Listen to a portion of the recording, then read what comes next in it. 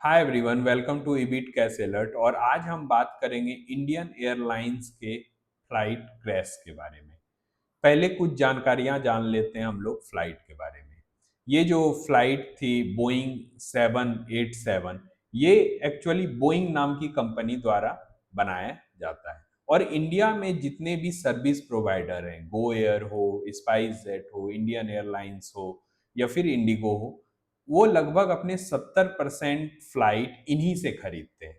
और अगर world wide देखा जाए तो लीडिंग दो ही कंपनियां हैं जो फ्लाइट्स बनाती हैं और मल्टीपल सर्विस प्रोवाइडर को बेचती हैं, बोइंग और एयरबस। तो बोइंग में पिछले कई सालों से कुछ शिकायत भी आना शुरू हुआ था और कुछ इंसिडेंट्स भी होते होते बचे हैं। तो उस पर ध्यान दिया गया या नहीं दिया गया वो तो बोइंग के मैनेजमेंट द्वारा बताया जाएगा, लेकिन अभी जो घटना हुई है वो टेक ऑफ करने के दौरान ही हुई। एक फ्लाइट जो अहमदाबाद से लंदन जा रही थी, जिसकी शुरुआत दिल्ली से हुई थी, वो अहमदाबाद एयरपोर्ट से जैसे ही ऊपर टेक ऑफ करने गई तो 2 मिनट के अंदर ही दुर्घटनाग्रस्त हो गई। उसमें लगभग 242 आदमी थे, जिसमें से कोई एक विश्वास नाम का आदमी बचा है, लेकिन बाकी सारे लोग मृत घोषित कर दिए गए हैं। और जहां ये दुर्घटनाग्रस्त हुई, जो रेसिडेंशियल इलाका था, हॉस्टल बताया जा रहा है, वहां भी काफी लोग हताहत हुए हैं। अभी ये संख्या 280 के आसपास पहुंची है। आगे और प्रोग्रेस या मलबा हटाया जाता है तो ये संख्या बढ़ सकती है। तो हम इस घटना के बाद किस किस तरह की प्रतिक्रिया आई, कुछ न्यूज चैनल्स इसके विश्लेषण या एनालिसिस पे लगे हुए हैं। हमारे पीएम जो हैं वो अहमदाबाद पहुंचे इस घटना के बाद, होम मिनिस्टर भी पहुंचे हैं और काफी सारे कैबिनेट मिनिस्टर्स वहां पहुंचे विजिट करने के लिए। लेकिन हमें इस घटना से सीखना क्या चाहिए?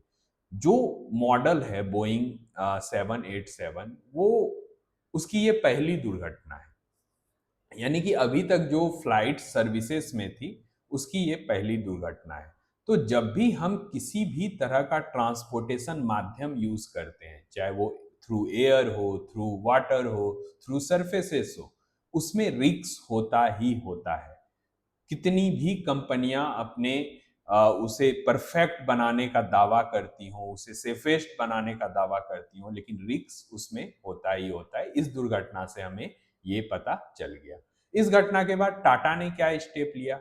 टाटा ने हमेशा की तरह दरियादिली दिखाते हुए 1 CR का कैपिटल लगभग सारे जो लोग हताहत हुए हैं उनके अकाउंट में या उनको देने की एक घोषणा की गई। उसके बाद उनके फैमिली मेंबर्स, उनका मेडिकल एक्सपेंसेस और सारी चीज़ों को अपने ऊपर लिया गया टाटा के द्वारा, जो कि एक अच्छा इनिशिएटिव है। लेकिन क्या एविएशन डिपार्टमेंट जो हमारे गवर्नमेंट का है, वो इससे क्या सीखेगी, क्या एनालाइज करेगी, कहाँ पर गलती हुआ था, ये तभी पता चलेगा जब ब्लैक बॉक्स जो रिकवर होना है, जो ठीक प्लेन के अंदर होता है, जो कम्युनिकेट करता है आपके एयर स्पेस से, आपके जो सरफेस का होता है उसका, उससे पता चलता है कि कहाँ ब्लीचेस हुए थे, ग्लिचेज वगैरह जो भी हुए हैं वो कहाँ हैं।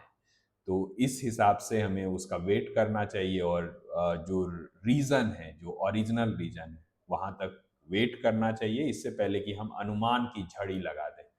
तो इस तरह की घटनाएं हैं तो दुख भरी, क्योंकि 242 या 280 लोगों का एक साथ हताहत होना कोई आम घटना तो है नहीं। उसमें से कई ऐसे एज ग्रुप थे जिन्हें अभी जिंदा रहना था, अपने जीवन में बहुत सारे प्रोडक्टिव वर्क करने थे, लेकिन अब वो इस दुनिया में नहीं रहे।